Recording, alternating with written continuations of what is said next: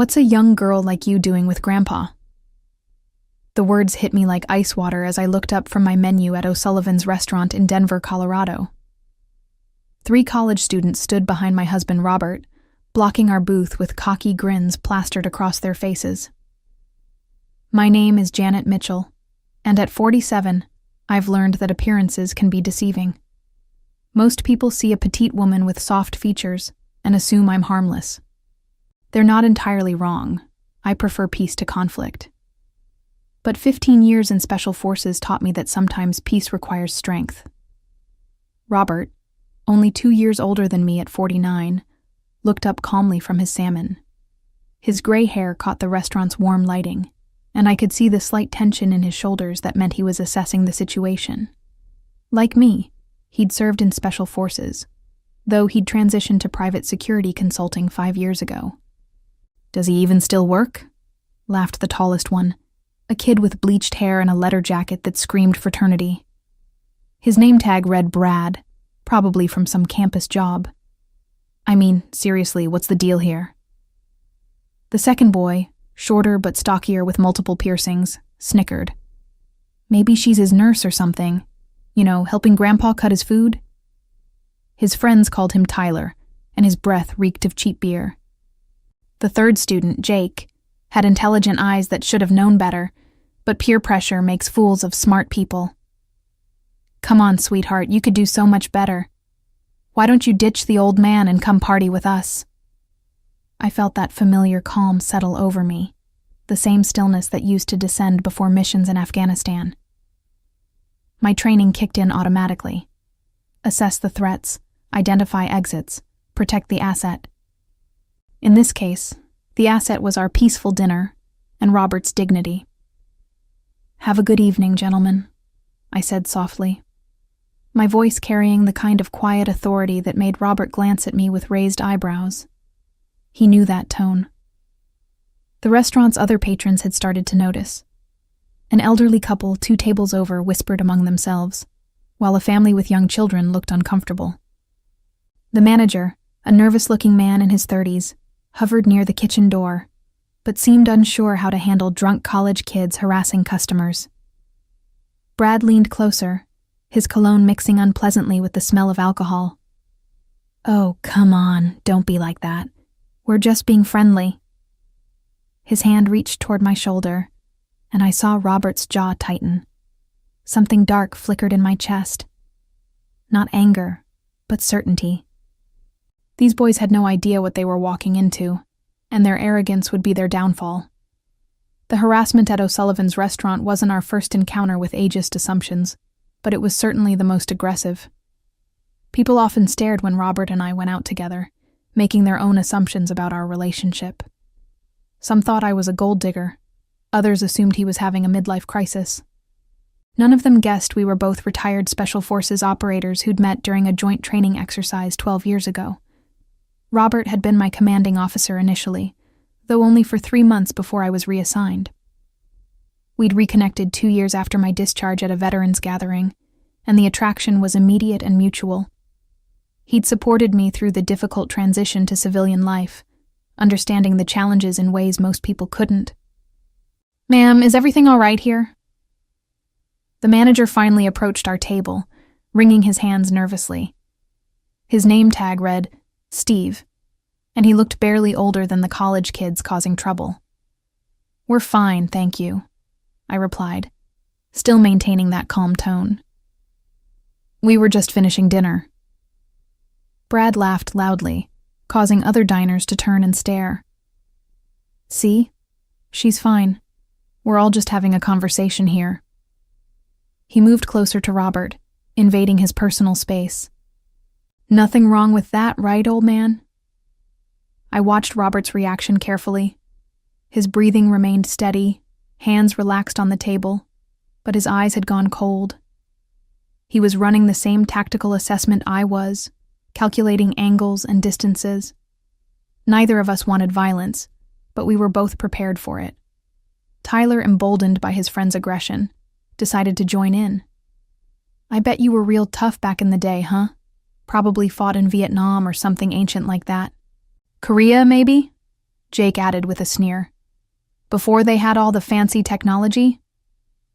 The ignorance would have been amusing if it weren't so insulting. Robert had deployed to Iraq and Afghanistan multiple times, earning commendations for his service in counterterrorism operations. But explaining that to these kids would be pointless. Boys, Robert said quietly, you should probably head back to your friends now. Or what, Grandpa? Brad challenged, puffing out his chest. You gonna fight all three of us? The restaurant had gone quiet, except for the soft jazz playing overhead. Even the kitchen staff had emerged to watch the confrontation unfold. I could see smartphones being raised, ready to record whatever happened next. I placed my napkin on the table and stood slowly. At 5 feet 4 inches and 120 pounds, I probably looked like I was surrendering. The boys' grins widened, thinking they'd intimidated me into backing down. We'll be leaving now, I said, reaching for my purse. Robert, are you ready? But as we tried to move toward the exit, the 3 students shifted to block our path. Brad's eyes had taken on the dangerous glitter of someone who'd had too much to drink and too little discipline. This was about to get interesting. The walk through O'Sullivan's dining room felt like moving through a minefield. Every step toward the exit seemed to encourage the 3 college students more. Brad whispered something to Tyler, who snickered and nodded. Jake hung back slightly, but his eyes remained fixed on me with an expression that made my skin crawl. Excuse me, Robert said politely as we reached the narrow space between tables where the boys had positioned themselves. Nah, I don't think so, Brad replied, crossing his arms. Your girlfriend and I weren't finished talking. The word girlfriend dripped with such disdain that several nearby diners gasped audibly. An older woman at the bar shook her head in disgust, while a middle-aged man started to rise from his seat before his wife pulled him back down. She's my wife, Robert said calmly, but I caught the edge in his voice that meant his patience was wearing thin. Tyler made an exaggerated, shocked face. Wife? Dude, that's even worse. What's next? Dentures in a glass by the bedside table? The cruelty of youth combined with alcohol created a toxic mixture. These boys thought they were clever, but they had no idea they were poking a sleeping dragon. I'd faced Taliban fighters with more sense and better manners. We don't want any trouble, I said, keeping my voice gentle but firm. We just want to leave. See, that's the problem, Jake chimed in, apparently finding his courage. We're not ready for you to leave. We're having such a good conversation. Brad stepped closer to Robert, close enough that their chests almost touched. My husband didn't back down, but he also didn't escalate. He was giving them every opportunity to walk away with their dignity intact. You know what I think? Brad said, loud enough for half the restaurant to hear. I think this pretty little thing needs to be with someone who can show her a good time, someone who doesn't need pills to get the job done. The insult hung in the air like a slap. Robert's face flushed, not with embarrassment, but with controlled anger. I could see his hands clench slightly before he forced them to relax. That's when I made my decision. These boys wanted a reaction, wanted to humiliate us publicly for their own entertainment. They thought they were safe, because I looked harmless, and Robert looked old. They had no idea that between the two of us, we had over 25 years of specialized military training. All right, I said, my voice taking on a different quality entirely. If you want to do this the hard way, let's do it properly, outside. Brad's eyes widened with surprise and delight. Oh, this is getting good. You hear that, boys? Grandma wants to take this outside. Tyler pumped his fist. This is gonna be epic. Jake looked uncertain for the first time, but peer pressure won over common sense. As we moved toward the exit, I caught Robert's eye and gave him the slightest nod. He understood immediately and returned it with a barely perceptible smile. They had no idea what was coming. The Denver evening air was crisp as we stepped into O'Sullivan's parking lot, the setting sun casting long shadows between the cars. The 3 college students followed us out with the swagger of young men who'd never faced real consequences for their actions. "This is perfect," Brad announced, looking around at the mostly empty lot. "No audience except the security cameras, and honestly, who's gonna believe this anyway?" Tyler was already pulling out his phone. "Dude, we have to record this. 3 college guys versus Grandpa and his sugar baby? This is gonna go viral." I shrugged off my light cardigan and folded it carefully, placing it on the hood of Robert's truck. The simple action revealed my toned arms and shoulders, evidence of years of physical training that I'd never stopped maintaining. The boys were too drunk and arrogant to notice the warning signs. "Last chance to walk away," Robert said quietly, positioning himself where he could watch all 3 students while staying out of my way. "No harm done, no hard feelings." "Oh, come on, old man," Jake called out, emboldened by his friend's laughter. "You really gonna let your wife fight your battles for you? That's embarrassing even by your standards." I took a deep breath, centering myself the way my instructors had taught me 15 years ago. The familiar calm descended, that special state of relaxed awareness where everything slowed down and every detail became crystal clear. "All right," I said, rolling my shoulders to loosen them. "Do you want me? Let's do it. One idiot at a time." The way I said it, with complete confidence and no trace of fear, finally penetrated Brad's alcohol-soaked consciousness. For the first time, uncertainty flickered across his features. "Wait, what?" Tyler stopped recording, confused by my sudden transformation from victim to aggressor. "You heard me," I continued, my voice taking on the command tone I'd used to brief missions. "You wanted to prove you're tough, guys. Here's your chance. But we do this properly, one at a time, no weapons, no gang tactics." Jake took a half step backward. "Look, maybe we got a little carried away. We don't actually want to hurt anybody." "Too late for that conversation," I replied, pulling my hair back into a ponytail. "You followed us out here. You've been threatening my husband, and you've made your intentions clear. So let's finish what you started." Brad, realizing his friends were wavering, felt the need to prove his leadership. "Fine, whatever. This is stupid anyway. I'll just put you down quick, and we can all get back to our lives." He was bigger than me, about 6 feet tall and probably 200 pounds of what he thought was intimidating muscle. But size meant nothing if you didn't know how to use it, and his stance told me everything I needed to know about his fighting experience. Absolutely none. "Robert," I called to my husband, "would you mind stepping back a bit? This might get messy." Robert nodded and moved toward the restaurant entrance, but I could see the slight smile playing at the corners of his mouth. He'd seen me spar during our military days, knew exactly what these boys were walking into. "You know what?" Tyler said, raising his phone again. "Maybe we should record this after all. When the cops show up, we'll have proof that she attacked us." "Good thinking," I agreed pleasantly. "Make sure you get my good side."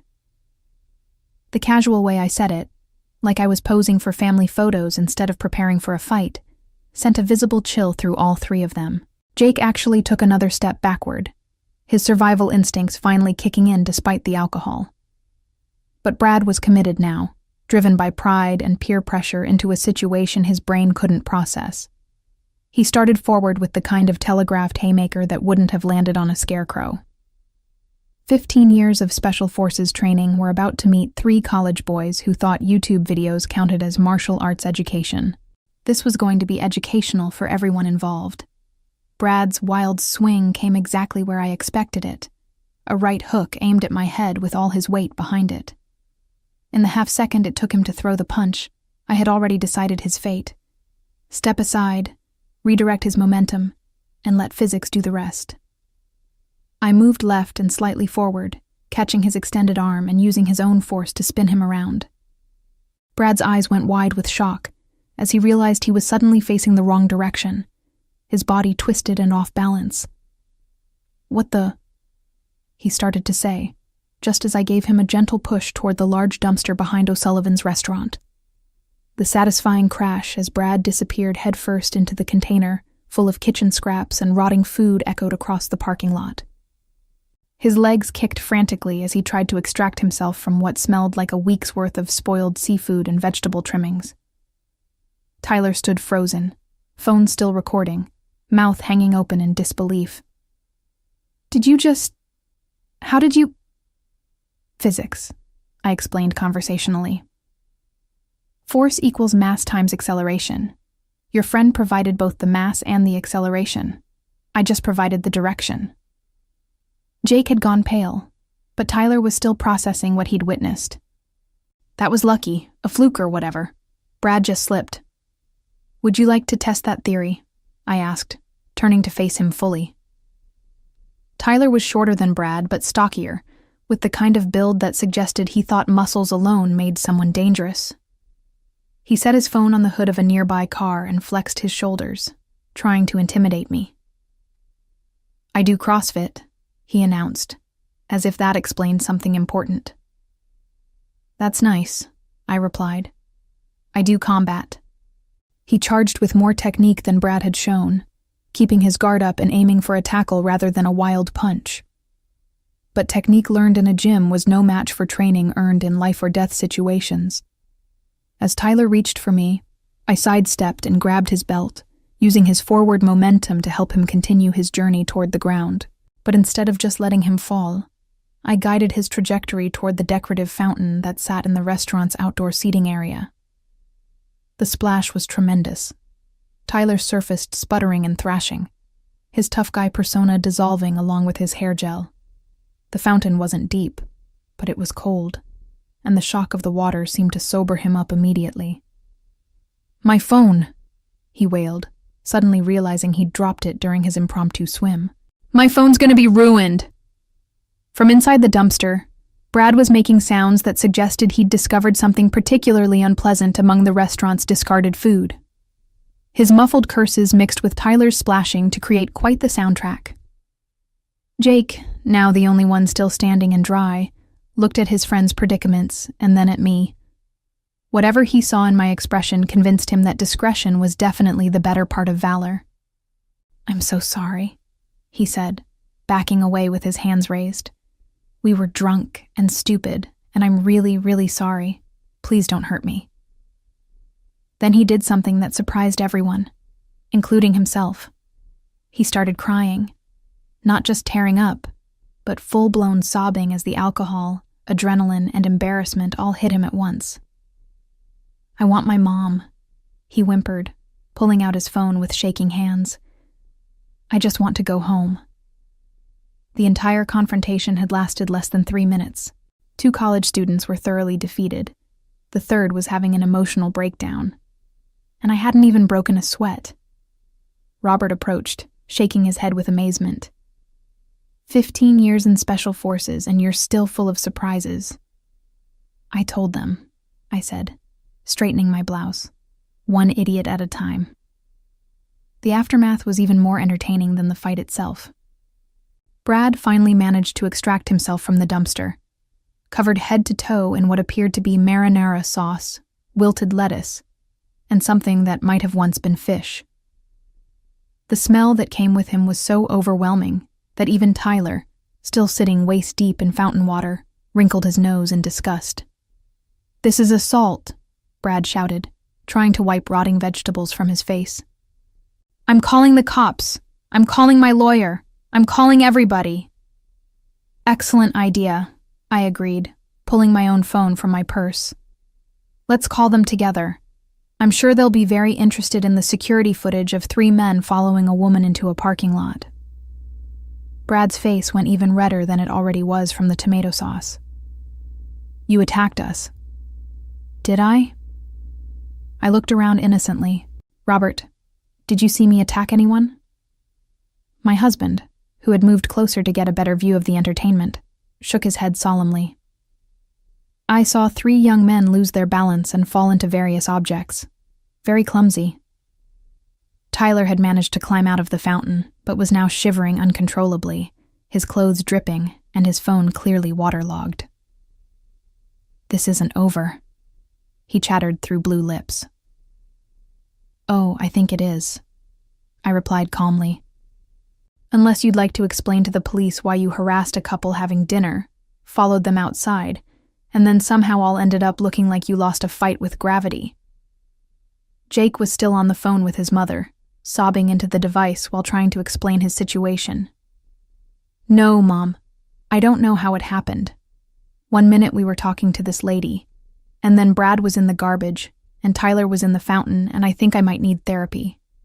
The restaurant's back door opened, and Steve, the manager, emerged with 2 other staff members. They took in the scene. The garbage-covered Brad, the soaking wet Tyler, the crying Jake, and Robert and me standing there completely unharmed and unruffled. "Is everything all right out here?" Steve asked cautiously. "Everything's fine now," I replied pleasantly. "These gentlemen were just leaving." Brad tried one more time to salvage his dignity. "This crazy woman attacked us. Look at me. Look at what she did." Steve glanced at the security camera mounted above the back door, then at me. "Ma'am, did you put this young man in the dumpster?" "Not at all," I said honestly. "I simply stepped out of the way when he tried to hit me. Momentum did the rest." One of the other employees, a cook still wearing his apron, was trying very hard not to laugh. "That's going to be some interesting footage for the police to review." "The police?" Brad's voice cracked slightly. "Oh yes," Steve nodded. "We always turn over security footage when customers complain about being assaulted on our property. Standard procedure." Tyler and Jake exchanged worried glances. Even through their alcohol and embarrassment, they were beginning to understand that pressing charges would mean having their behavior examined by authorities, parents, and probably their university. "You know what?" Jake said quickly, ending his phone call. "Maybe we should just forget this whole thing happened." "Speak for yourself," Brad snarled, trying to scrape something unidentifiable off his shirt. "I'm not letting this slide." "Brad, shut up," Tyler hissed. "Do you want to explain to Coach why we got arrested for harassment? Do you want this on our permanent records?" The reality of consequences was finally penetrating their alcohol-clouded judgment. These weren't just random strangers they could intimidate without repercussions. This was real life, with real cameras and real police who would ask real questions about why 3 college men had cornered a middle-aged couple. The fight was over, but the humiliation was just beginning. The perfect ending to the evening came when Jake's mother arrived in a Honda Civic that had seen better days.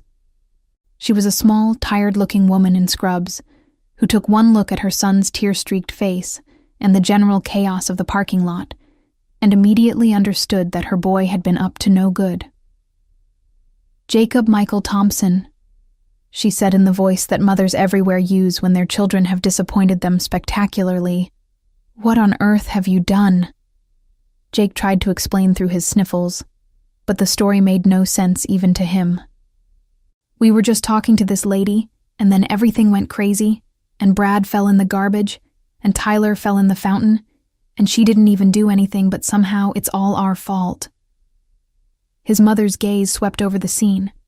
Brad still picking lettuce out of his hair, Tyler shivering in his wet clothes, and me standing there looking like I'd just finished a pleasant evening stroll. "Ma'am," she said, turning to me with obvious embarrassment, "I am so sorry for whatever my son and his friends put you through. This is not how I raised him." "I understand completely," I replied gently. "Boys sometimes make poor choices when they're drinking. I'm sure he's learned from this experience." Jake nodded frantically. "I have, Mom. I really, really have." Brad's ride arrived next. A lifted truck driven by someone who was clearly his father, judging by the identical scowl. The man took one look at his garbage-covered son and shook his head in disgust. "Get in the back," he growled. "You're not sitting on my seats like that." Tyler's pickup came last, driven by what appeared to be his older brother, who couldn't stop laughing at Tyler's soggy appearance. "Dude, you smell like fountain water and shame," the brother chuckled. This is definitely going on social media. As the various vehicles pulled away with their humiliated cargo, Robert and I stood alone in the parking lot, watching the taillights disappear into the Denver night. The The security camera above us continued its silent vigil, having recorded everything for posterity. "Well," Robert said, putting his arm around my shoulders, "that was more excitement than I expected from dinner." "I tried to handle it peacefully," I replied, leaning into his warmth. "They chose escalation." Steve approached us one final time, still looking somewhat stunned by what he'd witnessed. "Ma'am, I have to ask, where did you learn to do that?" 15-year Special Forces, I said simply. "Turns out the training sticks with you."